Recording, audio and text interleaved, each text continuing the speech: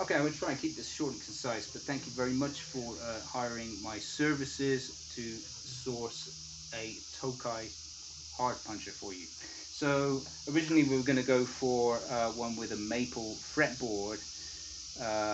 That was my recommendation because they have the ash body, which is what, you know, it's a different combination to a jazz bass, which is usually alder with rosewood. So for your studio, having the ash body would be beneficial, probably, especially for a P bass. So, but the one I was looking at actually had a modification done to it, which I wasn't sure about. I didn't really want to risk it. And then I came across this, which was it is very, very messy. It was covered in dirt and dust and stuff. So I wasn't really quite sure of its overall condition. But being a Tokai and being a PB60, which is one of the higher grade ones, I thought it would probably be worth it. It seemed like it was all original, except the headstock had been painted and some chips had come out of the decal. So I had to take off black paint on this, and I thought the decal might be salvageable, or it might be able to retouch it. But seeing as you said you're not too bothered about cosmetic condition, as long as it plays well and sounds good, that's the main thing, right? So I decided just to leave that. If you really wanted it retouched, I could do it. It would take a long time though, and it would be extremely labor intensive and laborious.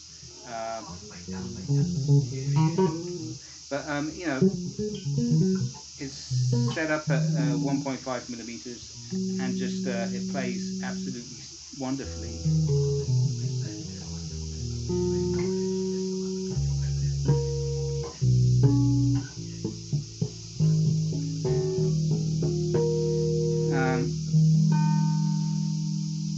Yeah, can't really fault it. The frets are at about 80% life left. I've put a lot of time into it this past day.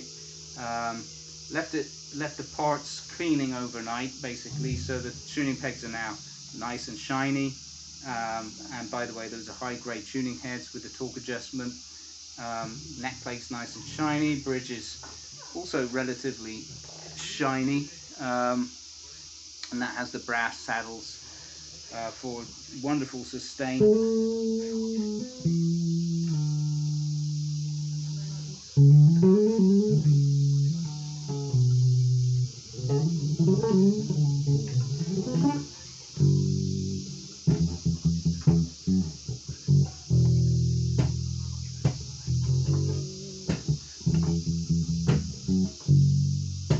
It plays great. That's with the tone up.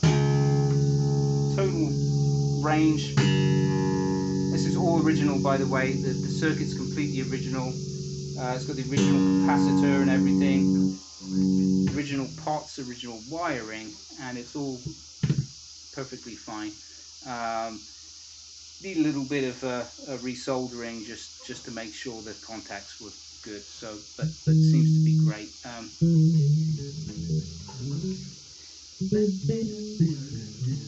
It's really responsive. I think anybody is going to love to play this. You know.